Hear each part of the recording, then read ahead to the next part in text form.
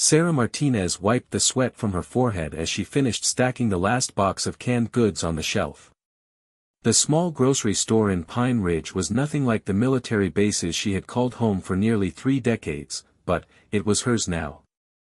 At 52, she had traded her combat boots for sneakers and her uniform for simple jeans and a store apron.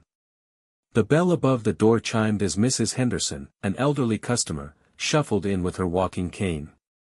Sarah smiled warmly and greeted her.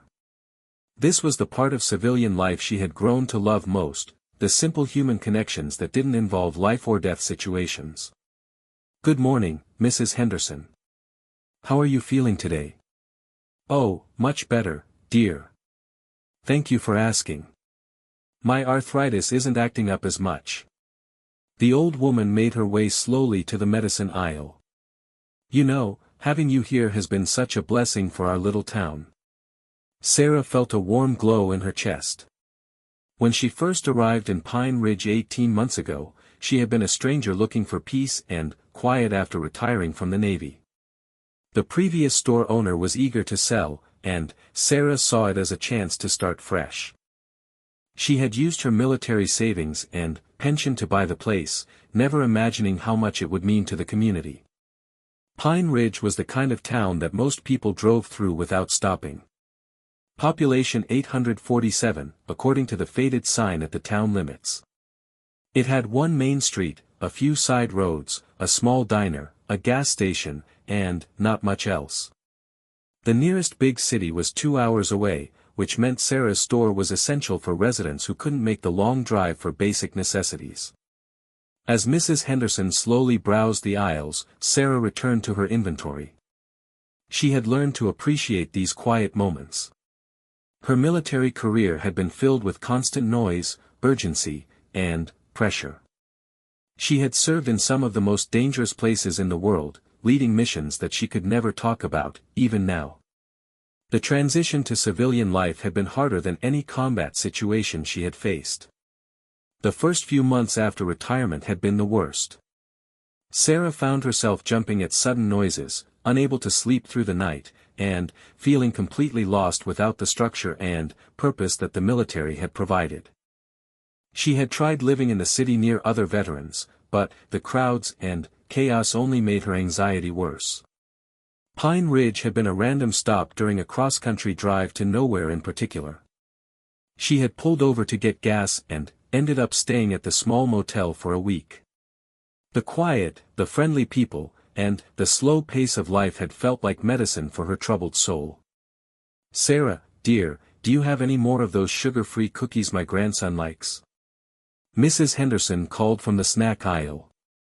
"Let me check the back for you," Sarah replied, disappearing into the small storage room. As she searched through the boxes, she heard the bell chime again, followed by heavy footsteps and loud voices. Well, what do we have here?" a man's voice echoed through the store. The tone made Sarah's muscles tense instinctively. She had heard that particular combination of arrogance and menace too many times in her military career. Sarah grabbed the box of cookies and returned to the main store area. 3 men in their 30s stood near the entrance, wearing leather jackets and dirty jeans. Their motorcycles were parked outside, engines still ticking as they cooled. The leader, a tall man with greasy hair and multiple tattoos covering his arms, was looking around the store with obvious disdain. Mrs. Henderson had frozen near the medicine aisle, clutching her cane with white knuckles. Her face had gone pale, and Sarah could see the fear in her elderly eyes. "Can I help you gentlemen with something?" Sarah asked calmly, setting the cookies on the counter. The leader turned to look at her, his eyes scanning her from head to toe in a way that made her skin crawl. "Yeah, you can help us. We're new in town, and we're looking for some hospitality." His 2 companions snickered and moved to block the exit. Sarah's military training kicked in automatically, assessing the situation and potential escape routes. The store had a back exit through the storage room, but that would mean leaving Mrs. Henderson alone with these men. "I have snacks, drinks, and basic supplies. What specifically do you need?" Sarah kept her voice steady and professional. "Oh, we need lots of things," the leader said, stepping closer to the counter. "But, first, we need to establish some ground rules for this little town. You see, my boys and I are planning to stick around for a while, and we want to make sure everyone understands how things work now." Sarah's jaw tightened slightly, but she maintained her calm exterior. "I'm not sure what you mean." "I mean," the leader said, leaning across the counter, "that every business in this town is going to pay us a little insurance money each week. You know, to make sure nothing bad happens to their property or their customers." Mrs. Henderson let out a small whimper from across the store. Sarah's protective instincts flared, but she forced herself to remain still. These men had no idea who they were dealing with, and that might be her advantage. "That sounds like extortion," Sarah said quietly. The leader laughed, a harsh sound that filled the small store. "That's a big word for a little store clerk. Maybe you don't understand the situation here. This isn't the big city where you can call the cops. The nearest sheriff's office is an hour away, and, by the time anyone shows up, a lot of bad things could happen." One of the other men had wandered over to where Mrs. Henderson stood trembling. "Hey, Grandma, you okay? You look a little scared." "Leave her alone," Sarah said, her voice taking on a slight edge for the first time. "Or what?" the leader challenged. "You gonna stop us? Look around, lady. There's 3 of us and 1 of you. Plus an old woman who can barely walk. I'd say we hold all the cards here." Sarah's mind was racing through possibilities. She could see that Mrs. Henderson was on the verge of panic, which could lead to a heart attack or fall. The men were clearly experienced at intimidation and, probably violence. They had positioned themselves strategically and were testing her reactions. "How much are you asking for?" Sarah asked, buying time while she planned her next move. "Now you're being smart," the leader grinned, showing yellowed teeth. "For a nice little place like this, I'd say $200 a week should cover it." "That's not so much, right? Just the cost of doing business safely." $200 a week. Sarah repeated. "That's more than most small businesses here make in profit." "That's not our problem. Maybe you need to raise your prices. Or maybe you need to find a different line of work." The leader's grin became more menacing. "Of course, if you're not interested in our protection services, we might have to demonstrate what happens to businesses that don't cooperate." He nodded to one of his companions, who immediately swept his arm across a display of canned goods, sending them crashing to the floor. Mrs. Henderson cried out in fear and nearly lost her balance. "Oops," the man said with fake innocence. "Accidents happen when there's no protection around." That was enough for Sarah. Her military training had taught her to identify the moment when a situation moved from negotiation to active threat, and that moment had just arrived. But, she also knew that the best warriors chose their battles carefully. "You're right," she said, surprising them with her sudden cooperation. "I can see that you're serious about this. Let me get the money from my safe in the back room." The leader looked pleased with himself. "Now you're being reasonable. We'll wait right here while you get it. And, don't try anything stupid, we'll be watching your old friend here." Sarah nodded and walked calmly toward the storage room, her mind already working on the next phase. These men had made several critical mistakes. They had assumed she was helpless, they had threatened an innocent elderly woman, and they had no idea about her background. Most importantly, they had just committed extortion and destruction of property in front of a witness. As she reached the storage room, Sarah could hear them talking loudly to each other about how easy this was going to be and which businesses they would hit next. They were already counting money they didn't have and planning their reign of terror over Pine Ridge. Sarah opened her safe, but, instead of money, she pulled out something far more valuable, her secure satellite phone, a piece of equipment she had kept from her military days. She also grabbed a small digital camera that she used for inventory purposes. Pine Ridge might be isolated, but Sarah Martinez had connections that these petty criminals could never imagine. She had served with honor for 29 years, earning the respect of colleagues who now held positions throughout law enforcement and military organizations. More importantly, she had never forgotten the oath she took to protect innocent people from exactly this kind of threat. As she prepared to return to the main store, Sarah allowed herself a small, cold smile. These men had picked the wrong town and, definitely the wrong woman. They wanted to play games of intimidation and fear, but they were about to learn that some people don't scare easily. Mrs. Henderson was still standing frozen in the medicine aisle, and the three men were examining other items they might destroy to make their point. They looked confident and relaxed, already imagining themselves as the new power in Pine Ridge. They had no idea that their comfortable little extortion scheme was about to become the biggest mistake of their lives. Sarah took a deep breath and walked back into the main store area, ready to show these would-be criminals exactly why you should never threaten a Navy SEAL veteran, even a retired one. Sarah walked back into the main store area, her satellite phone discreetly tucked into her back pocket. The three men were now examining her cash register, clearly planning to help themselves to whatever money was inside. "Did you get lost back there?" the leader asked mockingly. "We're starting to think you might be trying to pull something over on us." "No tricks," Sarah replied calmly. "But, I need to ask you something first. Are you sure you want to do this? Pine Ridge is a peaceful town, and these people don't deserve to live in fear." The leader burst into laughter. "Are you seriously trying to give us a lecture? Lady, you have no idea who you're dealing with. We've done this in a dozen towns across 3 states. Nobody stops us because nobody can stop us. What's your name?" Sarah asked, genuinely curious. "Why do you care?" "Because I like to know who I'm dealing with. It's just polite." The man puffed up his chest proudly. "The name's Rex Malone. These are my associates, Danny and Pete. We're part of a bigger organization that knows how to take care of business.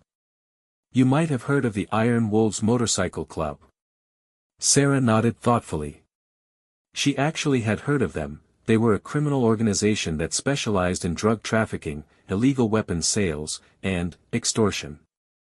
The FBI had been tracking them for years, but they were smart enough to operate in small groups and avoid major cities where law enforcement was more organized. "Rex, I have to ask you to reconsider this," Sarah said. "These people are good, honest folks. They work hard for their money, and they don't have much to spare." "That's their problem, not ours," Danny chimed in. He was shorter than Rex but had the build of someone who enjoyed violence. "Maybe they need some motivation to work harder." Pete, the third member of the group, was examining the security camera in the corner of the store. "Hey Rex, should we worry about this camera?" "Nah, it's probably fake. Most of these small-town stores can't afford real security systems." Rex turned back to Sarah. "Besides, even if it's real, who's gonna see the footage? The local sheriff who comes around once a month?" Sarah almost smiled at that comment.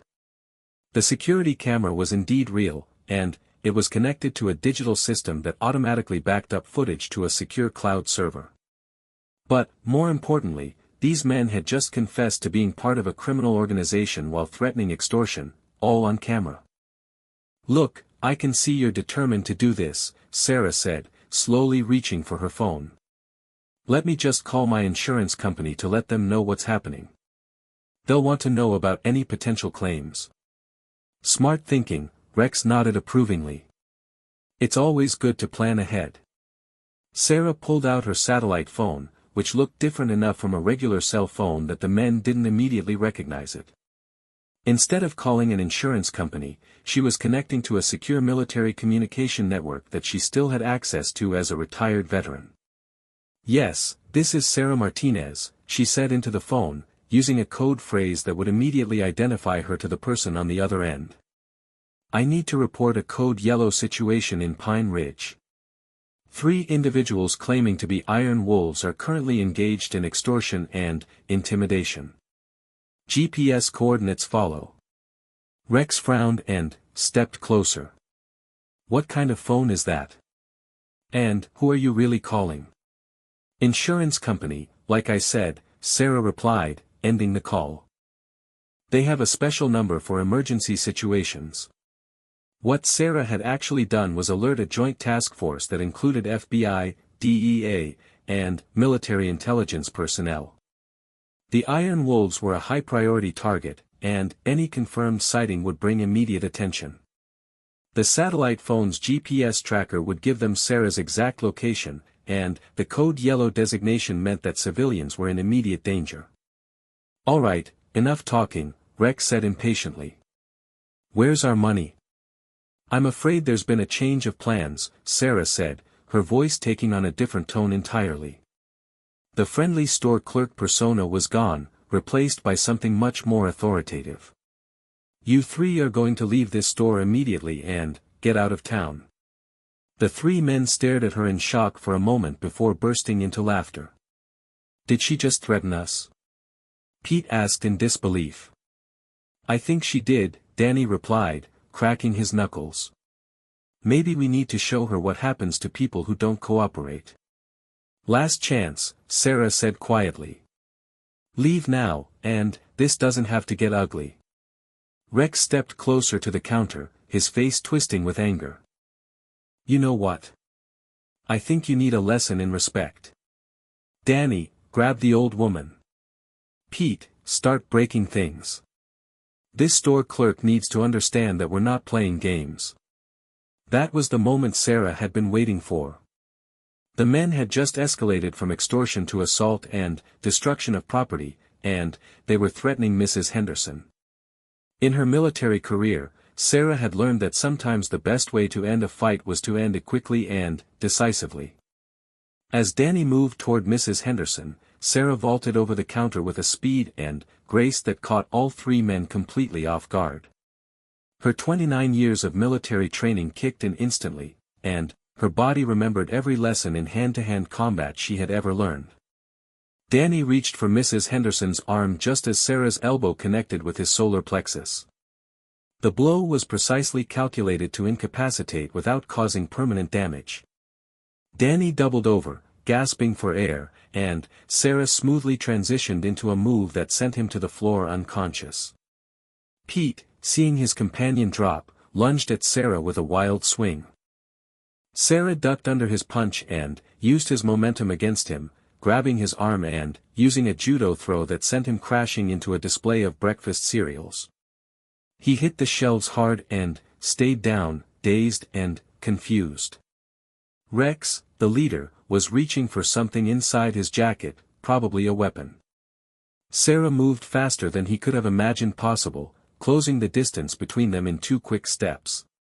Her hand shot out and grabbed his wrist in a grip that he later described to police as feeling like a steel vice. I wouldn't do that if I were you, Sarah said calmly, applying just enough pressure to make him realize that she could break his wrist without much effort. What the hell are you? Rex gasped, staring at her in shock. I'm someone who doesn't like bullies, Sarah replied, forcing him to his knees with a pressure point technique that sent shooting pain up his arm. Especially bullies who threaten innocent people. Mrs. Henderson, who had witnessed the entire confrontation, was staring at Sarah with wide eyes. My goodness, dear, where did you learn to do that? The Navy, Sarah replied, keeping her grip on Rex while checking to make sure the other 2 men were no longer a threat. Mrs. Henderson, could you please call Sheriff Martinez? Tell him we have some visitors who need to be arrested for extortion and assault. Sheriff Martinez? Rex said, confusion mixing with his pain. Wait, are you related to the sheriff? He's my brother, Sarah said with a slight smile. He moved here about 10 years ago when he retired from the state police. I guess I forgot to mention that. Rex's face went pale as he realized how badly he had miscalculated the situation. Not only had they tried to extort a retired Navy SEAL, but her brother was the local sheriff. This is impossible, Pete mumbled from where he lay among the scattered cereal boxes. "You're just a store clerk." "Actually, I'm a retired Navy SEAL with 29 years of service," Sarah corrected him. "I served in Afghanistan, Iraq, Syria, and several other places I'm not allowed to talk about. I've led special operations missions against some very dangerous people, and I've never failed to complete an objective." Danny was starting to regain consciousness, groaning and holding his stomach. "You hit like a truck," he wheezed. "That's because I was trained by some of the best warriors in the world," Sarah explained, maintaining her grip on Rex. "When you spend 3 decades learning how to neutralize threats quickly and efficiently, it becomes second nature." The sound of sirens could be heard in the distance, getting closer by the minute. Sarah's satellite phone had done more than just alert the Joint Task Force, it had also automatically notified local law enforcement through the emergency response network. "You're in a lot of trouble," Rex said weakly, trying to salvage some dignity from the situation. "The Iron Wolves don't forget people who cross them. We have connections, resources, people in high places." "So do I," Sarah replied matter-of-factly. "The difference is that my people wear badges and carry legal authority. Your people are criminals who are about to spend a very long time in federal prison." The sirens were getting louder, and Sarah could see the flashing lights of multiple police cars approaching the store. Her brother Miguel had obviously called for backup, which meant he was taking this seriously. "Mrs. Henderson, are you all right?" Sarah asked, still keeping Rex immobilized. "I'm fine, dear, just a little shaken up. I've never seen anything like that in my entire life.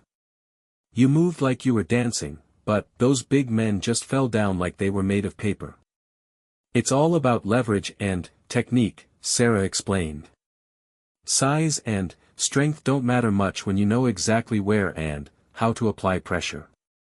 The first police car pulled up outside the store, followed quickly by 2 more. Sheriff Miguel Martinez stepped out of the lead car, and Sarah could see the family resemblance immediately. He was younger than Sarah by 5 years, but they had the same dark hair and steady brown eyes. "Sarah, what happened here?" Miguel asked as he entered the store, taking in the scene of 3 men on the floor and his sister standing calmly over them. "These gentlemen tried to extort protection money from my store," Sarah explained. "When I declined their offer, they became violent and threatened Mrs. Henderson. I defended myself and subdued them until you could arrive." Miguel looked around at the scattered merchandise and the 3 groaning men. "All 3 of them?" "They weren't very good at it," Sarah said modestly. Rex, still on his knees with his arm twisted behind his back, looked up at Miguel with desperate eyes. "Sheriff, you need to arrest your sister. She attacked us for no reason. We were just shopping, and she went crazy." "Is that so?" Miguel replied dryly. "Well, it's interesting that you call me sheriff. Most people who are just shopping don't know the local law enforcement structure." He turned to Mrs. Henderson. "Ma'am, would you mind telling me what you saw?" Mrs. Henderson, who had recovered her composure, gave a detailed account of everything that had happened.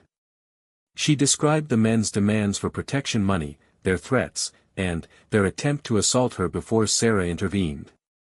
"There's also security camera footage," Sarah added, pointing to the camera in the corner. "Everything is recorded and automatically backed up to a secure server." Miguel nodded and began reading the 3 men their rights while his deputies secured them. As they were being handcuffed, Rex made one last desperate attempt to regain control of the situation. "This isn't over," he threatened. "The Iron Wolves will come for both of you. You have no idea what you've started." Sarah looked at him with the calm confidence of someone who had faced much more dangerous enemies than a small-time criminal organization. "Rex," she said quietly, "I spent 29 years hunting people who were smarter, better trained, and more dangerous than your entire club. The Iron Wolves don't scare me. Nothing you could do even comes close to what I've already survived. As the three men were loaded into police cars, Sarah realized that her quiet retirement in Pine Ridge had just become much more complicated.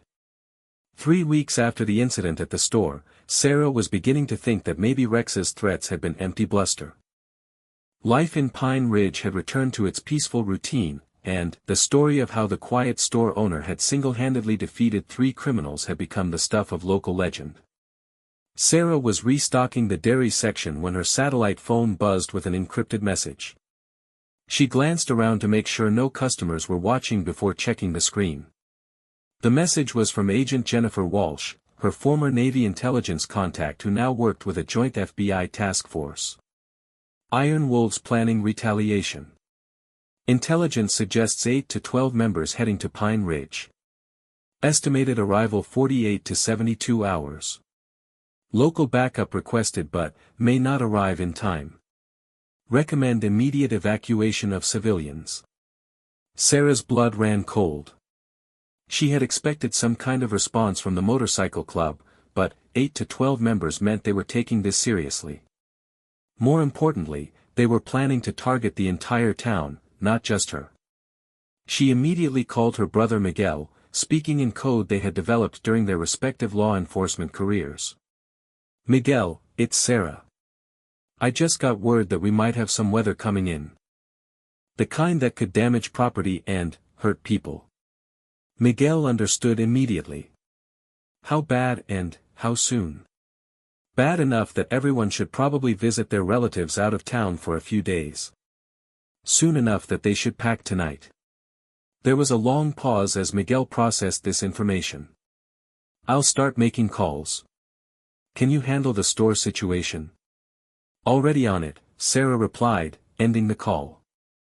Sarah's mind shifted into tactical planning mode, something she hadn't done since retirement. She needed to evacuate as many civilians as possible while preparing defensive positions for anyone who couldn't leave. More importantly, she needed to turn Pine Ridge from a soft target into something that would discourage the Iron Wolves from carrying out their revenge plan. Her first stop was Mrs. Henderson's house, a small cottage 2 blocks from the store. The elderly woman answered the door with a bright smile that faded when she saw Sarah's serious expression. Mrs. Henderson, I need you to pack a bag and go stay with your daughter in Denver for a few weeks, Sarah said without preamble. But, why, dear? What's wrong? Sarah explained the situation as gently as possible, emphasizing that it was just a precaution but that the threat was real. Mrs. Henderson, who had lived through World War II and the Cold War, understood the gravity of the situation immediately. What about you, dear? Are you leaving too? I'll be fine, Sarah assured her. But, I need to know that good people like you are safe. As Mrs. Henderson packed, Sarah visited every house and business in Pine Ridge. Most residents agreed to leave immediately when they understood the danger. A few, including the diner owner Jake Morrison and the gas station manager Tommy Chen, insisted on staying to protect their properties. These are our homes and businesses, Jake said firmly. We're not going to be run out of town by a bunch of thugs. Jake, these aren't just thugs, Sarah explained patiently. The Iron Wolves are a serious criminal organization with military-grade weapons and combat training. They're coming here specifically for revenge, and they won't hesitate to hurt innocent people. Then, we need to be ready for them, Tommy added. You showed us that they can be stopped. Maybe it's time Pine Ridge stood up for itself. Sarah realized that some of the townspeople had misunderstood what had happened at the store. They saw her victory over 3 criminals as proof that the Iron Wolves could be easily defeated, not understanding the difference between subduing surprised amateurs and fighting a prepared military-style assault. Listen to me carefully, Sarah said, gathering the dozen residents who had chosen to stay. What happened at my store was completely different from what's coming. Those 3 men were overconfident and unprepared. They expected to intimidate a helpless store clerk, not fight a trained soldier. She paused to make sure they were listening. The Iron Wolves know exactly who they're dealing with now. They'll come prepared for a fight, with superior numbers and firepower. If you stay, you need to understand that this could go very badly. Miguel arrived with 2 of his deputies, carrying additional weapons and tactical gear. Sarah, I've been in contact with the state police and the FBI. They're sending backup, but the earliest they can get here is tomorrow evening. That's cutting it close, Sarah observed. How many people are staying? 14, including us, Miguel replied. I tried to convince them to leave, but they're determined to defend their town. Sarah looked around at the faces of the people who had chosen to stay. They were good, honest folks who had lived in Pine Ridge their entire lives. They included Jake Morrison, who had served in Vietnam, Tommy Chen, a former Marine, Martha Stevens, the librarian who had raised 5 children on her own, and several others who had deep roots in the community. All right, Sarah said, making a decision that would change everything. If we're doing this, we're going to do it right. But, that means following my lead completely. No heroes, no individual decisions, and absolute discipline. Can you all commit to that?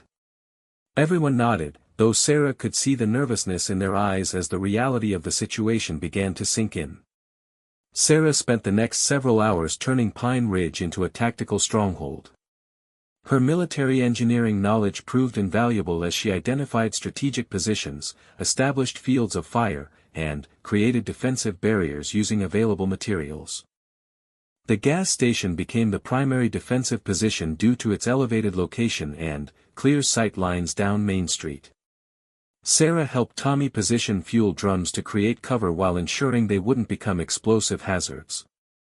The diner was turned into a secondary fallback position with reinforced windows and multiple escape routes. As night fell, Sarah's satellite phone received another encrypted message: Iron Wolves convoy spotted 60 miles out. 11 motorcycles, 2 support vehicles. Military-grade weapons confirmed. ETA 3 to 4 hours. Sarah gathered everyone in the diner for a final briefing. They'll arrive sometime between midnight and dawn. They'll expect to find a helpless town full of terrified civilians. Instead, they're going to find prepared positions and coordinated resistance. What's the plan? Jake asked, checking his hunting rifle for the 3rd time. The plan is to convince them that attacking Pine Ridge will cost more than it's worth, Sarah explained. We're not trying to win a war, we're trying to make them decide that revenge isn't worth the price. Sarah had positioned herself on the roof of the tallest building on Main Street, an old hardware store that gave her a commanding view of all approaches to town. Her own rifle was a precision instrument that she had kept from her military service, modified for long-range accuracy. The satellite phone buzzed again with real-time intelligence updates from the Joint Task Force. Convoy stopped 10 miles out. Appears to be conducting reconnaissance and final planning. At 2:47 a.m., Sarah spotted the first motorcycle headlight coming down the highway toward Pine Ridge. She keyed her radio to alert the others. Contact. Single scout vehicle approaching from the east. Everyone hold position and maintain radio silence. The lone motorcycle rode slowly through town, its rider clearly surveying the area. Sarah could see him noting the apparently empty buildings and the lack of activity. After 10 minutes, he turned around and headed back the way he came. 30 minutes later, the full convoy arrived. 11 motorcycles and 2 pickup trucks rolled into Pine Ridge like an invading army. The bikers were heavily armed with assault rifles and tactical gear, and the trucks carried additional weapons and supplies. They clearly intended this to be more than just intimidation. This was a military-style operation designed to destroy the town as an example to others. The convoy stopped in the middle of Main Street, engines rumbling in the pre-dawn darkness. Sarah could see Rex Malone among them, apparently having made bail or been released pending trial. He was pointing toward her store and talking animatedly to a larger man who was obviously the group's leader. Through her rifle scope, Sarah could read the patches on their jackets. These weren't just local Iron Wolves members, they had called in reinforcements from chapters in 3 different states. The leader's patch identified him as Butcher Bill Kowalski, a name Sarah recognized from federal wanted posters. The Iron Wolves began to spread out through town in a coordinated pattern that showed real tactical planning. They were checking buildings systematically, looking for residents to terrorize and property to destroy. 4 of them headed directly for Sarah's store while others moved toward the diner and gas station. Sarah keyed her radio one final time. Execute defensive plan. Remember, aim for center mass and don't waste ammunition. Wait for my signal. The first shots came from the gas station as 3 Iron Wolves tried to kick in the door. Tommy Chen's military training served him well as he fired controlled bursts from behind his improvised fortification. 2 of the attackers dove for cover behind their motorcycles while the third was hit in the shoulder and fell. The sound of gunfire shattered the quiet night, and, suddenly, Pine Ridge became a battleground. Sarah's first shot took out the leader of the group attacking her store, a clean hit from 200 yards that dropped him instantly. Her second shot disabled one of the trucks by puncturing the engine block, preventing any escape in that direction. The Iron Wolves had expected to encounter terrified civilians who would beg for mercy. Instead, they found themselves under accurate fire from multiple positions by people who knew how to shoot. The surprise was complete, and their tactical advantage disappeared immediately. "What the hell is happening?" she could hear one of the bikers shouting over the gunfire. "These are supposed to be just regular townspeople." Butcher Bill was screaming orders, trying to regain control of the situation. "Find that sniper. Charlie Team, flank left. Delta Team, suppress the gas station." But, the Iron Wolves' military-style tactics were being countered by someone with superior training and better defensive positions. Every time they tried to advance, precise fire forced them back. Every time they tried to regroup, Sarah's rifle found another target. The battle raged for 20 minutes before Butcher Bill realized they were outmatched. 3 of his men were down, 2 vehicles were disabled, and they had barely managed to scratch the town's defenses. "Fall back," he ordered. "This is a tactical withdrawal." As the surviving Iron Wolves retreated on their remaining motorcycles, Sarah allowed herself a small smile. Phase 1 of her plan had worked perfectly. They had demonstrated that Pine Ridge could defend itself. But, Sarah knew that Butcher Bill wasn't the type to give up easily. The Iron Wolves would regroup, plan better, and come back with overwhelming force. The real battle was just beginning. Dawn broke over Pine Ridge with an eerie quiet that felt nothing like the peaceful mornings Sarah had grown to love. Smoke still drifted from the damaged motorcycles the Iron Wolves had left behind, and bullet holes in several buildings served as stark reminders of the night's violence. Sarah climbed down from her rooftop position, her rifle still warm from the engagement. The townspeople who had stayed to fight were gathered in the diner, tending to minor wounds and checking ammunition supplies. Remarkably, none of them had been seriously injured, a testament to both their preparation and Sarah's tactical planning. "How long before they come back?" Jake Morrison asked, accepting a cup of coffee from Martha Stevens with hands that only trembled slightly. "Soon," Sarah replied honestly. "Butcher Bill isn't going to accept this defeat. He'll call in more people, better weapons, and probably professional help. We bought ourselves some time, but not much." Miguel was examining one of the wounded Iron Wolves members who had been left behind during the retreat. "This one's not talking, but I found something interesting in his jacket." He held up a military-style radio and what appeared to be a detailed map of Pine Ridge with strategic positions marked. "They've been planning this for weeks," Sarah realized, studying the map. "Look at these notations, they know every building, every potential hiding spot, even the water and power infrastructure." Tommy Chen, whose gas station had held off the main assault, wiped grease from his hands as he joined the group. "Sarah, there's something you should know. While you were on the roof, I heard them talking on their radios. They mentioned bringing in someone called the Colonel, and something about military-grade explosives."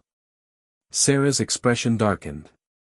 She knew exactly who the colonel was, Marcus Sterling, a disgraced former Army Special Forces officer who had been court-martialed for war crimes and now sold his services to criminal organizations. If the Iron Wolves were bringing in Sterling, it meant they were escalating this conflict to a level that could destroy Pine Ridge completely. Her satellite phone buzzed with an urgent message from Agent Walsh, FBI tactical team en route but delayed by weather. ETA now 18 to 20 hours. Sterling confirmed as Iron Wolves contractor. Recommend immediate civilian evacuation. Sarah gathered the townspeople around her. I need to be completely honest with you all. The people coming back aren't just motorcycle gang members anymore. They're bringing in a professional military contractor and, possibly explosives.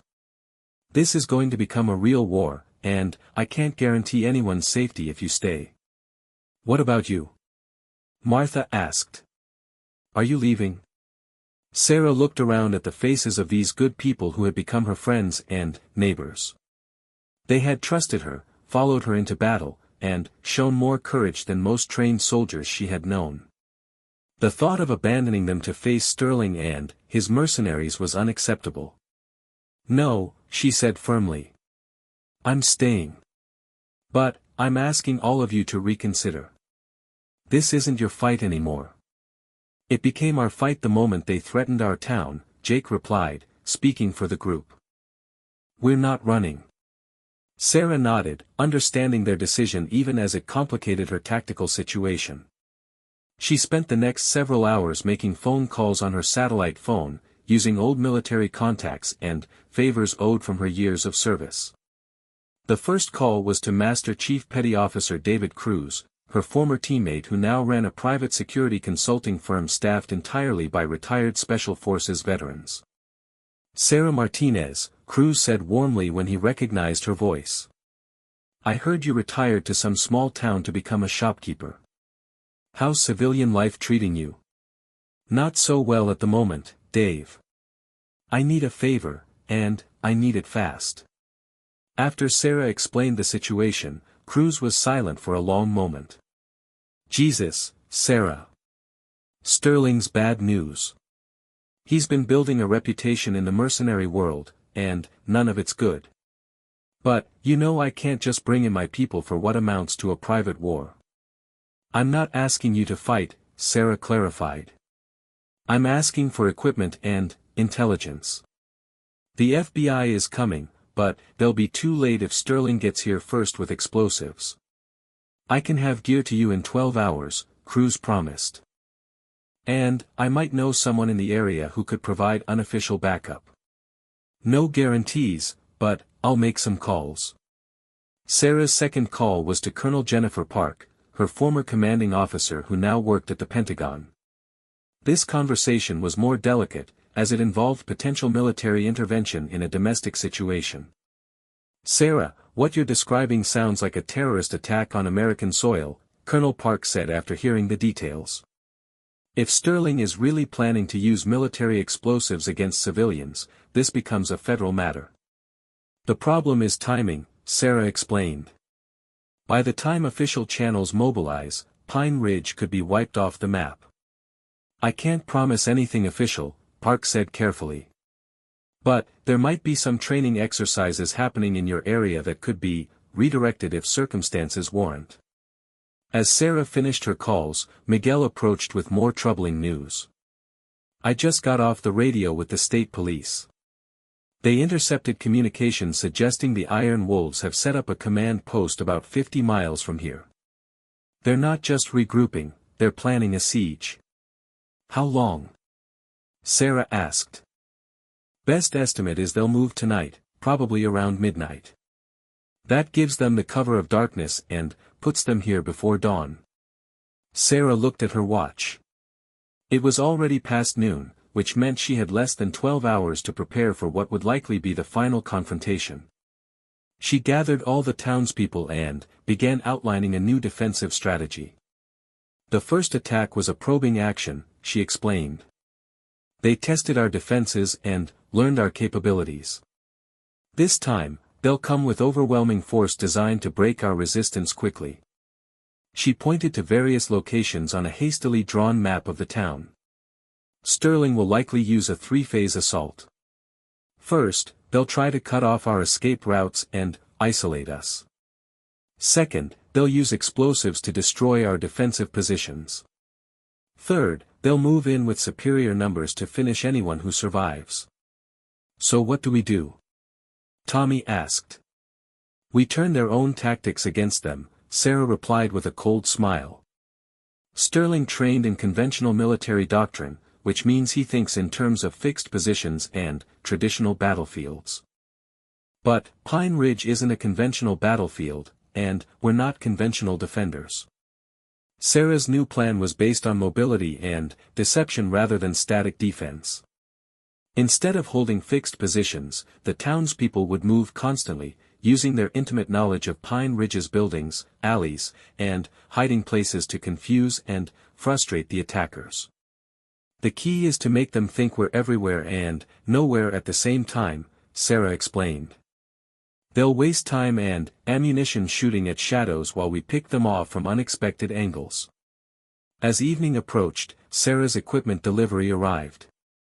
Crews had somehow managed to get military-grade night vision equipment, tactical communication gear, and several high-powered rifles to Pine Ridge in less than 12 hours. More importantly, he had included detailed intelligence files on both Sterling and his usual mercenary team. Sterling likes to think of himself as a tactical genius, Sarah told the townspeople as they examined their new equipment. But he's also arrogant and predictable. He'll expect us to fight like amateurs because that's how civilian militias usually behave. That's going to be his biggest mistake. At 11:30 p.m., Sarah's satellite phone received a final intelligence update, Iron Wolves convoy departing command post. Estimated strength, 15 motorcycles, 4 trucks, 1 armored vehicle. Sterling confirmed on-site with professional team of 8 mercenaries. Military explosives confirmed. ETA Pine Ridge 45 minutes. Sarah keyed her radio to alert the townspeople. Showtime, everyone. Remember the plan, trust your training, and watch each other's backs. We're not just defending our town tonight, we're showing these criminals that some places and some people are not for sale. At exactly 12:15 a.m., the convoy rolled into Pine Ridge for the second time. But, this time, instead of the loud, intimidating approach they had used before, Sterling had ordered a silent advance with lights off and engines muffled. Sarah watched from her new position in the church bell tower as armed figures moved through the darkness below. Through her night vision scope, she could see Sterling himself directing his mercenaries with military precision.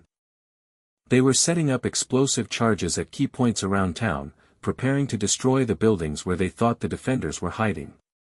What Sterling didn't know was that the buildings were empty. Sarah and the townspeople had already moved to predetermined positions that would allow them to attack the convoy from behind once the mercenaries had committed to their assault. The first explosion shattered the gas station where Tommy had made his stand during the previous battle. The second destroyed the diner where the townspeople had gathered. Sterling's plan was working perfectly, except that he was destroying empty buildings while his real enemies remained undetected. Phase 1 complete, Sterling's voice crackled over the radio frequency that Sarah was monitoring. Move to Phase 2. Search and destroy any survivors. As the mercenaries advanced through the smoke and debris, Sarah gave the signal for her own counterattack. The first sniper shot came from Martha Stevens, positioned in the library attic, taking down a mercenary who thought he was safe behind cover. The second came from Jake Morrison, firing from the hardware store basement through a carefully prepared firing port. Suddenly, Sterling's organized assault became chaos as his professional soldiers found themselves under attack from positions they hadn't even considered. Sarah's tactical radio network allowed the townspeople to coordinate their movements while the mercenaries struggled to understand what was happening. "This is impossible," one of Sterling's men shouted over the radio. "These are civilians, not trained soldiers." "Someone's been teaching them," Sterling replied grimly. "Change of plans. Forget the building searches.